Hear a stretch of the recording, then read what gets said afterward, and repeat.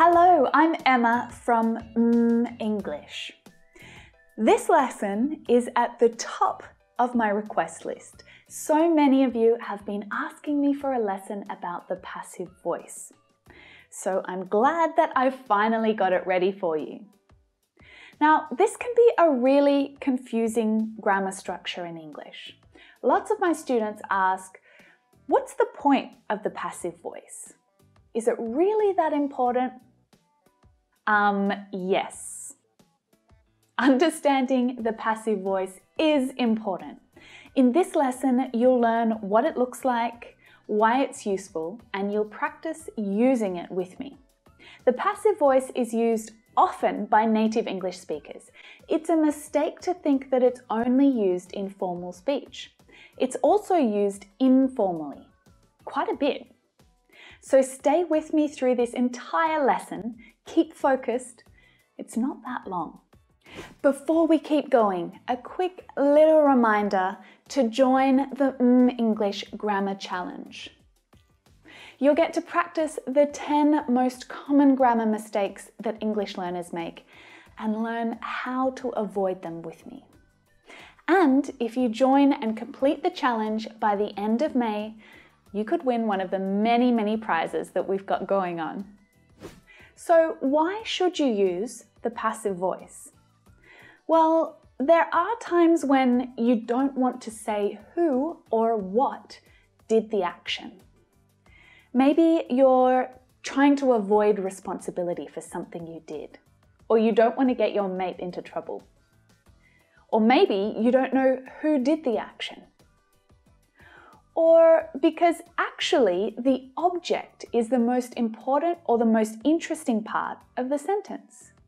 So that's the thing that the action is happening to, not the thing that is doing the action. You can use the passive to change the focus of your sentence. So let's go back a moment.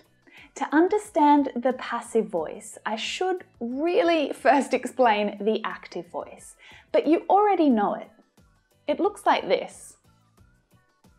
The children ate the cake. Subject, verb, object. Now, most English sentences are more complicated than this, but we'll start simply. The subject does the action to the object. The children ate the cake. Now imagine that you left for work in the morning and there was a whole cake on the kitchen table. But by the time you got home, it had completely disappeared.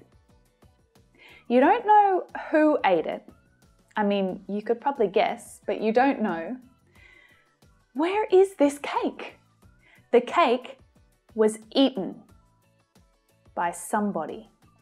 So the solution is to use the passive voice because we don't know who ate the cake. Now, sometimes we're just more interested in the object of the sentence rather than the subject. English speakers frequently use the passive voice. But this lesson isn't about English speakers. It's about the passive voice. It's the most important thing. So we can change it to say the passive voice is frequently used by English speakers. Now, you'll often read passive sentences in newspapers when the journalist can't say who did something, maybe because they don't know who did it. It's also used in scientific reports and legal documents because the information has to be objective. So often there is no subject. Now, some other really common passive expressions that you already know. Be born. We don't say, my mother bore me on June 23rd, 1989. I was born on June 23rd, 1989. When your friend tells you about his new colleague, he won't say, people call him Tony. He'll say, he's called Tony, or he's named Tony. The Stand was written by Stephen King. The movie Deadpool was directed by Tim Miller. The national anthem was sung by Fergie. In all of these really common examples, you can see the structure of the passive voice. The be verb followed by the past participle. Huh? I thought we only use the past participle verb in the perfect tenses. Yeah, we do use it in the perfect tenses and in the passive voice. If you see the be verb followed by the past participle form, you know that this is a passive sentence. So let's go back to the first example to explain the form of a passive sentence. If our active sentence is the children ate the cake, the passive sentence is the cake was eaten by the children. The object of the active sentence becomes the subject in the passive sentence. To make the object of the active sentence become the subject, we actually need to change a few things in our sentence. So are you ready to learn how to do that? Here's our active sentence. To make a passive sentence, we need to use the passive tense. And there are 6 steps to turn an active sentence into a passive sentence. Now, you might want to take a notepad out so that you can write them down as we go. Step 1. Identify the subject, the verb, and the object of the active sentence. Step 2. Move the object to become the new subject of our sentence. Step 3. Check the active sentence. What is the verb tense in the active sentence? This is really important because the passive voice exists across different tenses, so you must check what tense the active sentence is in to make your passive sentence correct. It's in the past simple. The children ate the cake. Good. Step 4. Conjugate the verb be so that it's in the same tense as the main verb in the active sentence. We need to change our be verb to the past simple, so it becomes was or were, depending on the new subject. And our new subject is the cake, so we can choose was. The cake was. Step 5, add the past participle of the main verb after be. So looking back at the active sentence, the main verb is eat, though it's in past simple form. But can you think of the past participle of eat? Eaten, right. Now, the last step, step 6, you need to decide what to do with the subject of your active sentence, the children. In the passive voice, you don't have to include the thing that is doing the action. You can completely remove the former subject from your sentence. And that's helpful if you don't know who ate the cake, or you don't want to say who it was, or you don't care, maybe it's not important. But you can add it to the end of your sentence with the word by. The cake was eaten by the children. Let's look at some more examples together. The house was built in 1893. The car will be sold by the weekend. The washing had been left out in the rain.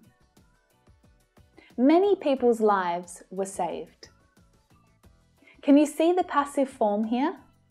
The be verb is always there, but it tells us the tense. It helps to describe when something happened. And it also conjugates with the subject. People's lives were saved. The house was built. And the be verb is always followed by the past participle. We can also explain who or what did the action by adding by. The house was built by her grandfather. This car will be sold by the salesman. The washing had been left out in the rain by her husband. Many people's lives were saved by the volunteers. Okay, let's try a new sentence together. I want you to do this one with me, please. Can you remember the 6 steps? Someone has stolen my neighbor's car. This is an active sentence. Now, can you remember step number 1? It's easy. Identify the subject, verb, and object. Step 2, make the object the subject. Step 3, tell me what tense is used in the original active sentence. The present perfect tense. Step 4, you need to conjugate the be verb so that it's in the same tense. The neighbor's car has been. We're using has because the subject is now the car. Step 5, add the main verb in past participle form. The neighbor's car has been stolen. It's the same verb as the original sentence. It was also the past participle. Step 6, decide, do you need to include the thing that did the action? Is it really that important? Maybe not, because we don't really know anything about who did it. It's just someone. I'd probably just leave it as my neighbor's car has been stolen. But if we knew a little bit more about who or what did it, we could definitely include it. My neighbor's car has been stolen by someone. My neighbor's car has been stolen by a monkey. So the passive form always includes the be verb with the past participle. And if you need to include any information about what or who did the action, use by. Okay, I've got 3 more examples for you to practice with. We made lots of money in 2002.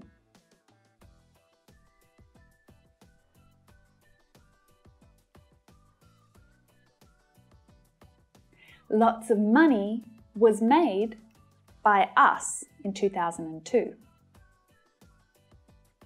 I will clean the house on Monday.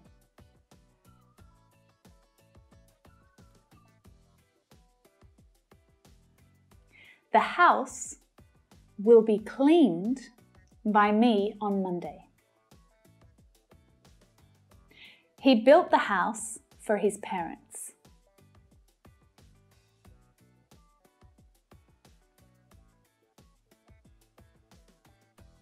The house was built by him for his parents. Okay, now that's enough for this lesson. But there is actually a lot more to practice about the passive voice, like how to use the negative forms and questions, how to use modal verbs in the passive voice, how to include adverbs of manner to explain how something is done. But there is enough information right there for a whole new lesson, so I'll get to that. Practice your passive sentences in the comments under this video and make sure that you subscribe to the English channel if you haven't already. Just click that red button down there. Then I can let you know when I've got a new lesson ready for you. Don't forget to sign up to the English Grammar Challenge. You can do that right here. Sign up and complete the challenge before the end of May 2018 and you could win. There are t-shirts to give away, there are English courses, and 5 chances to meet me on Skype for conversation practice. So come and join and improve your grammar with me. That's it from me today. I'll see you next week for another English lesson. Bye for now.